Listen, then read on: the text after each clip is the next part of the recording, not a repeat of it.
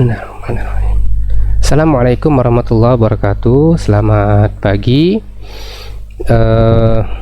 Kita lanjut lagi materi kita, masih tentang kelas, objek, dan atribut. Di latihan kali ini ya, kita akan melatih untuk membuat kelas sendiri. Jadi nanti teman-teman silakan buat kelasnya sendiri. Saya akan tunjukkan cara makainya saja.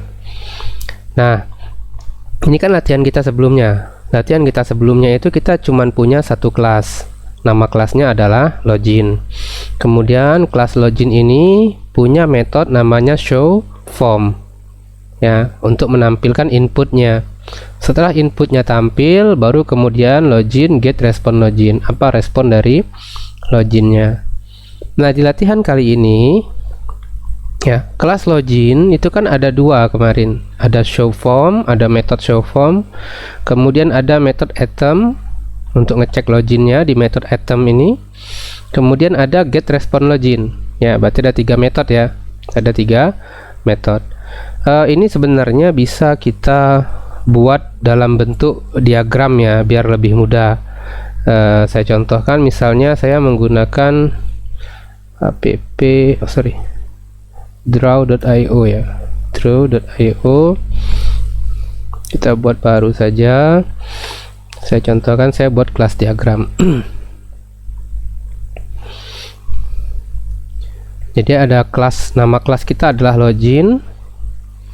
Oke, ini kita hapus dulu, kita sisakan dua saja.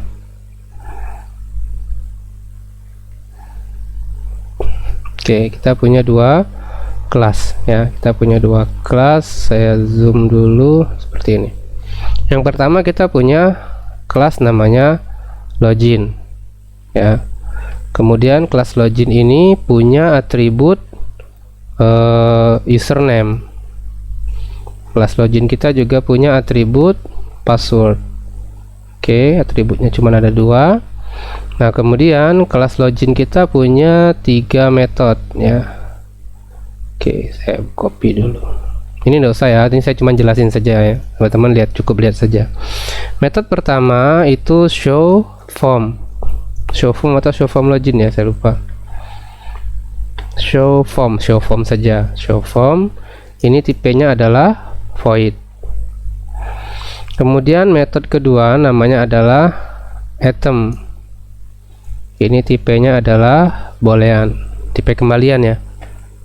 Item tipenya adalah boolean. Kemudian ada get respon login. Get respon login, tipe kembaliannya adalah string. Seperti ini.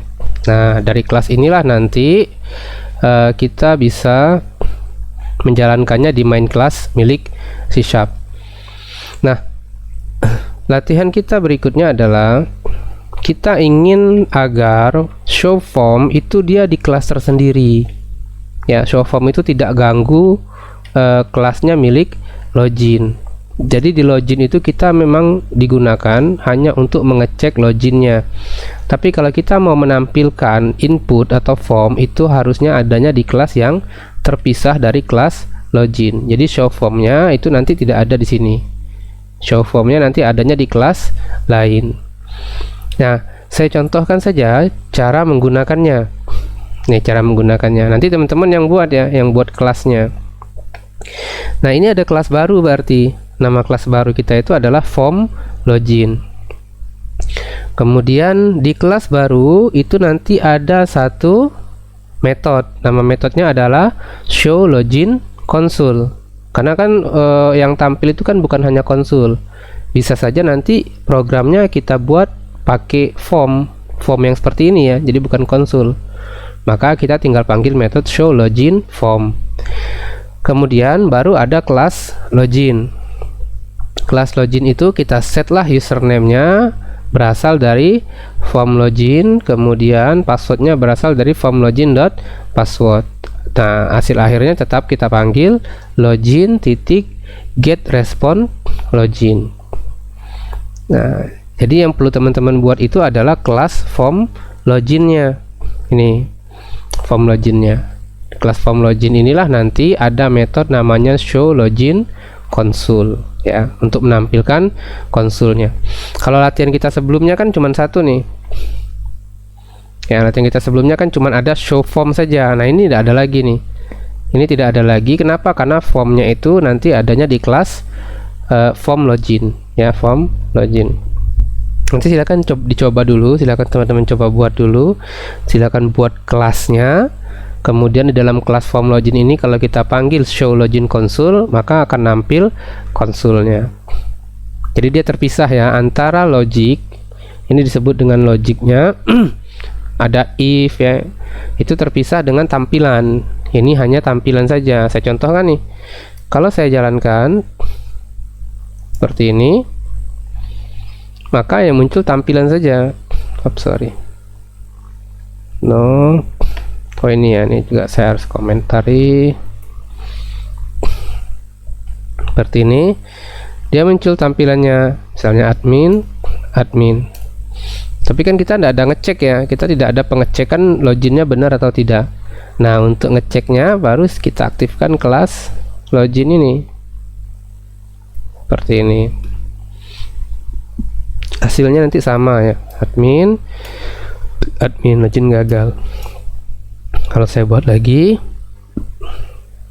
admin rahasia, login berhasil, seperti itu. Oke. Jadi teman-teman silakan pikirkan gimana caranya buat kelas form login ini. Gampang kok ya, harusnya gampang. Di dalamnya cuma ada satu metode cuma ya. Jadi kalau kita buat diagramnya, berarti ada kelas namanya form login. Nah, kemudian di dalamnya itu hanya ada satu metode namanya show form login. Nah, atributnya apa? Nah, itu tadi ya, silakan nanti lihat di sini. Ya, perhatikan dengan detail di sini atribut dari form login itu apa. Oke. Untuk video latihan ini silakan dikerjakan.